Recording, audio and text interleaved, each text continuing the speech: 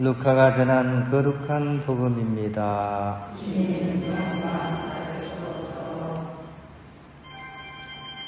예수님께서 안식일에 밀밭 사이를 가로질러 가시게 되었다. 그런데 그분의 제자들이 밀리삭을 뜯어 손으로 비벼 먹었다. 바리사의 몇 사람이 말하였다. 당신들은 어째서 안식일에 해서는 안 되는 일을 하오? 그러자 예수님께서 그들에게 대답하셨다. 다윗과 그 일행이 배가 고팠을 때 다윗이 한 일을 읽어본 적이 없느냐? 그가 하느님의 집에 들어가 사제가 아니면 아무도 먹어서는 안 되는 제사빵을 집어서 먹고 자기 일행에게도 주지 않았느냐?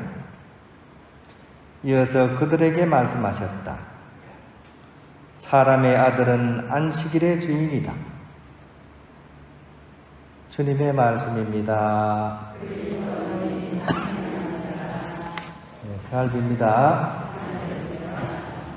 오늘 복음에 보면 그죠? 제자들이 밀리삭을 뜯어서 먹는 그런 장면이 나옵니다. 배가 많이 고팠어서 그러셨는 것 같습니다. 하지만 그 밀리삭이 그 제자들 건 아니죠, 그죠? 어떻게 보면 다른 주인이 있는 건데 얘기도 안 하고 그냥 뜯어 먹은 거예요. 요즘 같은 거가 어떻게 됩니까? 이게 파출소에서 절도죄가 되겠죠. 그래서 바로 그걸 보고 이제 바리사이들이 이제 예수님의 제자들의 어떤 행동을 보면서 예수님께 이제 따지는 거죠. 당신들은 어떻게 해서 안식일에 해서는 안 되는 그런 일을 합니까? 이렇게 묻는 거죠, 그죠? 말이 틀렸습니까? 맞습니까? 나름 지당한 얘기 아니에요, 그죠? 남의 거를 훔쳤잖아요, 그죠? 그래서 어떻게 보면 이제 그 바리사이들은 당연한 질문을 했는데 좀 예수님께서는 그것에 대해서 미안하게 됐습니다. 제가 갚을게요. 이렇게 얘기하지 않습니다. 오히려 그들에게 반박하는 예수님의 모습을 볼 수 있습니다. 왜 그러실까요, 예수님께서? 잘못된 건 잘못된 거잖아요. 예수님께서 잘못을 안 했다, 이런 얘기는 아니에요, 그죠? 제자들이 잘못을 안 했다, 이런 얘기는 아니지만, 더 중요한 것을 이제 지적하고 계신 거예요. 바리사이들은, 또 율법학자들은 눈에 보이는 그런 것이 아니라, 오히려 교묘하게, 그죠? 더 큰 어떤 위선을 이렇게 살아가고 있기 때문에, 그 사람들의 위선을 이제 가리키면서, 그것을 이제 회복하시기를 촉구하시는 거죠. 그러니까 이 바리사이나 율법학자들은 율법에 대해서 잘 아는 사람들입니다. 법을 잘 아는 사람들이에요. 그러니까 법과 법 사이에 그런 행간이라 그럴까요? 이런 것들을 교묘하게 이용해서 자신들의 이득을 추구하는 모습들이 많았던 사람들입니다. 율법의 근본 뜻을 교묘하게 피해가면서 이제 자기들이 이제 이득을 탐하면서도 더 심각한 것은 현실적으로 그것을 지킬 수 없는 처지의 사람들, 이런 사람들에 대해서 단죄를 했던 거죠. 그러니까 오늘 사실 제자들이 밀리삭 뜯어먹은 거는 잘한 일은 아니지만 얼마나 배가 고팠을까. 오죽하면 이렇게 빵을 만든 것도 아니고 얼마나 배가 고팠으면 그냥 생날 그 이삭을 그렇게 뜯어먹었겠습니까? 그런 사람들의 처지를 단죄를 해버리는 거죠. 자기들이 알고 있는 그런 지식을 이용해서 안식일을 거룩하게 지내라, 이 말씀 가지고, 그죠? 원래의 취지는 안식일은 하나님께서 세상을 다 창조하시고 난 마지막 날, 이 거룩한 이 날을 이렇게 주님께서 창조하신 모든 것들을 우리가 굽어보면서 이 날을 거룩하게 감사드리면서 찬미드리면서 보내는 그런 날입니다. 그리고 이 이스라엘 백성들 같은 경우에는 또 이민족의 그런 압제를 시달리면서 노예살이도 했었고요. 또 거기서 이렇게 빠져나오면서 하느님의 구원을 체험했고, 또 하느님과 또 이스라엘 백성 간에 맺어진 그 새로운 계약을 기억하는 그 날이 바로 안식일이었거든요.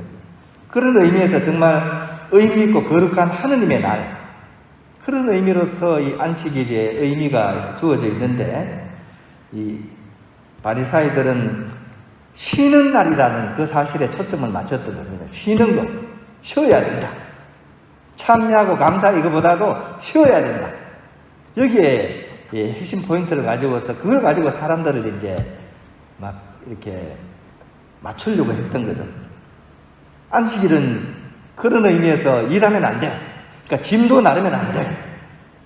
그래가지고 무화과 나무가 그죠? 이렇게 열매가 뚝 떨어지잖아요, 그죠?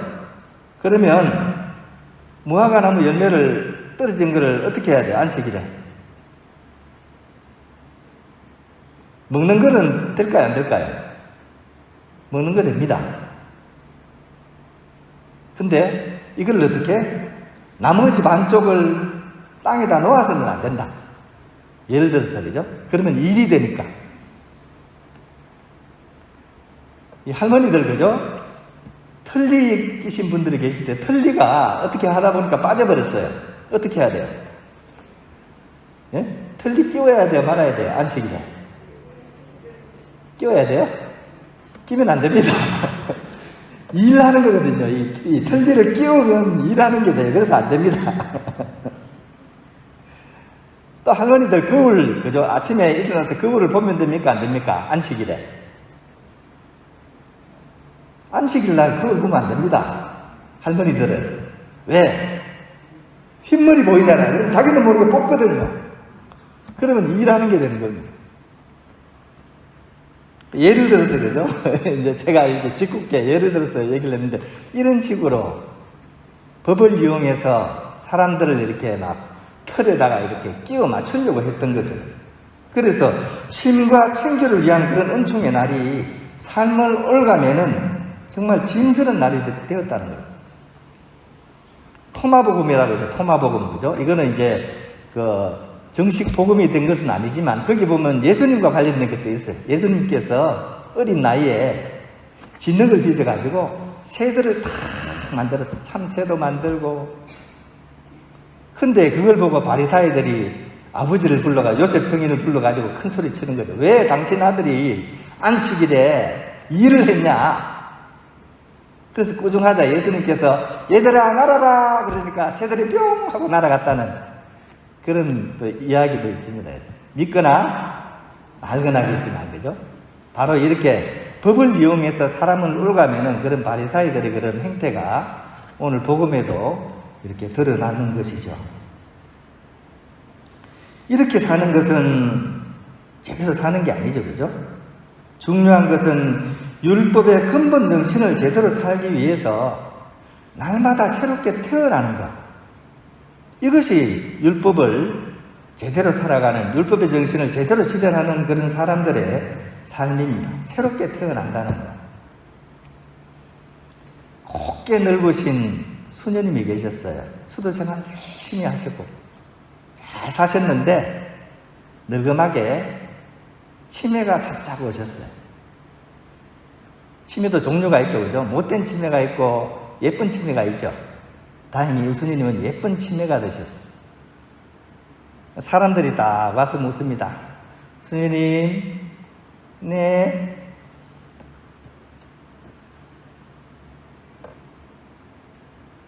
지금 몇 살이세요? 나 1살이에요, 1살. 아니, 그러면 언제 태어나셨어요? 오늘. 어떻습니까? 이 치매가. 예쁜 치매죠? 그런데 그냥 대충 하는 그런 얘기가 아니라 어떻게 보면 우리로 하여금 정말 깊은 생각을 이끌어내는 그런 지혜의 말씀이시기도 한 거죠, 그죠?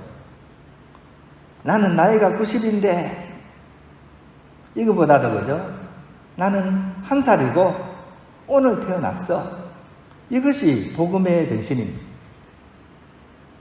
하느님을 믿고서 살아가는 사람들은 늘 어린아이로서 새로 태어나서 새롭게 이 하루를 보내야 된다는 것. 이것이 바로 복음의 정신입니다. 과거의 율법에 매이지 않고 새롭게 창조적으로 오늘을 살아가는 사람, 그 사람이 그리스도인입니다. 늘 같은 미사, 비슷한 말씀, 이렇게 우리가 복음이나 이런 성경 말씀을 이해하기가 쉬운데 그렇게 해서는 안 됩니다. 늘 새롭게 태어나서 새롭게 듣는 말씀으로서 이것이 우리 가슴 속에 들어오고 이것이 내 삶을 오늘 하루를 꽃피워야 됩니다. 그것이 진정한 그리스도인으로서 살아가는 삶입니다. 그렇게 하려면 우리가 귀를 기울여야 돼요. 눈을 닫고 새로 봐야 됩니다. 어제 오늘 똑같으면 안 됩니다. 오늘 새롭게 태어나서 내가 한 살이고 그죠? 새로운 하루를 맞았다고 생각하고 새로운 눈으로서 나의 하루를 굽어보고 나의 이웃들을 만나고 그런 가운데서 하느님을 발견하고 하느님에 대한 그런 사랑을 이웃들에게 나누고 그렇게 새로운 삶을 살아가는 것, 이것이 바로 율법의 정신을 진정으로 살아가는 그런 삶이라는 생각이 듭니다. 예수님께서 오늘 우리에게 바로 이 바리사이들을 꾸중하는 마음으로 어떻게 보면 우리들을 꾸중하는지도 모르겠습니다. 우리가 율법에 얽매여서 살아가고 있지 않은지 오늘 그것을 성찰해보고 진흙으로 빚은 이 세대를 우리 예수님처럼 날려보냈으면 좋겠어요. 얘들아 날아라. 우리 삶이 그렇게 진정한 율법의 정신으로 하늘을 날아다닐 수 있는 그런 하루가 될 수 있기를 함께 소망하고 기도하면 좋겠습니다.